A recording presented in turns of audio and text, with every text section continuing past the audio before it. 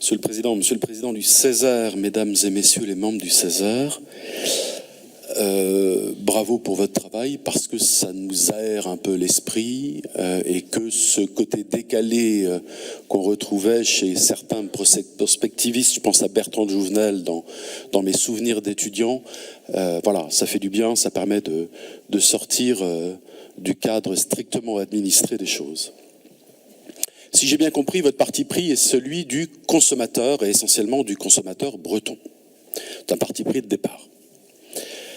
J'ai envie de vous proposer un autre scénario qui est peut-être une variante de votre scénario numéro 2. Et je rassure tout le monde, j'évacue immédiatement le scénario catastrophe qui verrait la disparition de la coquille Saint-Jacques en baie de Saint-Brieuc. Venons-en à ma variante. Nous sommes vers 2045. La Sildavie, les titinophiles apprécieront, est le grenier à grains du continent et il fait l'objet d'une tentative d'annexion venant de son grand voisin, la Bordurie. La guerre s'introduit sur un continent qui ne l'a pas connu depuis 70 ans. Les menaces de pénurie entraînent de nombreuses spéculations sur les marchés du grain, mais également sur les produits de l'élevage liés au grain. La pénurie devient réelle dans des pays limitrophes du continent, au-delà de leur mer commune, et dont la situation est politiquement instable. La pénurie vire à la famine, provoque des émeutes et des mouvements migratoires de masse. En Bretagne, les prix flambent, l'accès à une alimentation bon marché devient compliqué. Les pays d'accueil de ces populations n'ont pas d'autre solution que de cesser leur logique du produire moins, pour accroître leur volume de production, soit pour nourrir les populations arrivantes, soit pour nourrir et stabiliser les pays en situation de famine. En France, les régions en situation climatique et politique en mesure de produire plus doivent se mobiliser, développer leurs outils de production et de transformation. C'est naturellement le cas de notre Bretagne. Au-delà du front militaire et du front humanitaire, le front alimentaire s'ouvre. Le front alimentaire, c'est celui de la production agricole, c'est celui de la production des produits de la mer.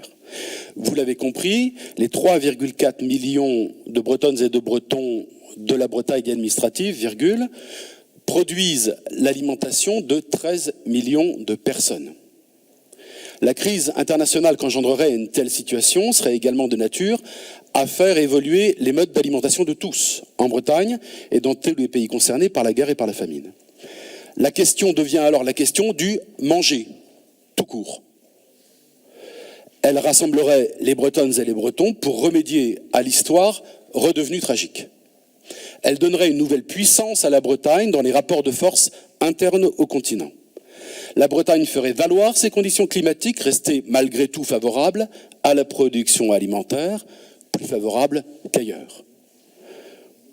Je crois que nous ne pouvons pas uniquement aborder la question de la production alimentaire, agricole ou des produits de la mer, au regard de la stricte consommation alimentaire des Bretons. C'est un parti pris, il se respecte, c'est pas ça du tout mais j'apporte volontairement un autre éclairage.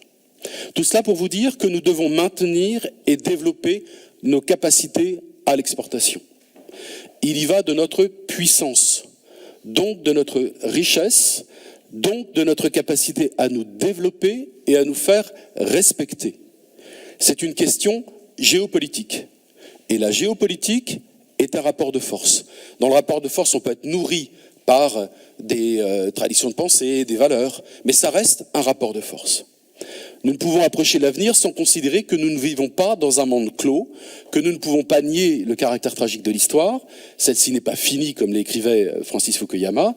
Le tragique de l'histoire, c'est la guerre, mais pas uniquement. C'est aussi des épidémies et ce sont les famines.